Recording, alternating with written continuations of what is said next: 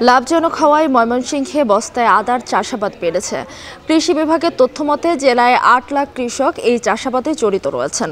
ময়মনসিংহের ফুলবাড়িয়ার হাতিলেট গ্রাম থেকে বিস্তারিত জানিয়েছেন ইমতিয়াজ আহমেদ। রান্নার অত্যন্ত গুরুত্বপূর্ণ একটি উপাদান এবং ঔষধি গুণে ভরপুর আদার কিন্তু জুড়িনি। বাংলাদেশে যে পরিমাণ আদা প্রয়োজন হয় তার একটা বড় অংশই কিন্তু বিদেশ থেকে আমদানি করতে হয়।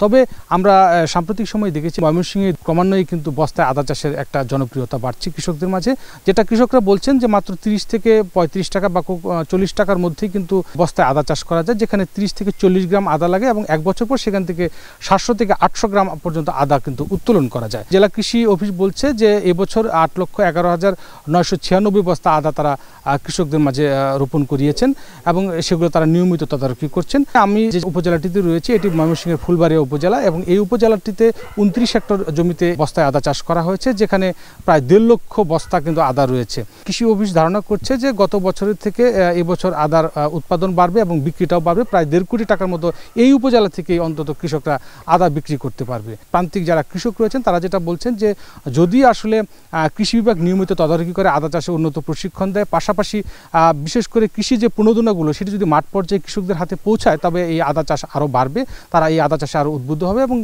পরিশেষে যেটা হবে আমদানি নির্ভরতা অনেকটা কমে আসবে এবং আস্তে আস্তে এই আদার স্বয়ংসম্পূর্ণ হতে থাকবে দেশ, এবং যার ফলে কিন্তু বৈদেশিক মুদ্রাও কিন্তু অনেকটা সাশ্রয় হবে।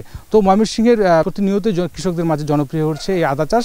সব মিলিয়ে এই ছিল ময়মনসিংহ থেকে বস্তায় আদা চাষের সর্বশেষ খবর আমার কাছে।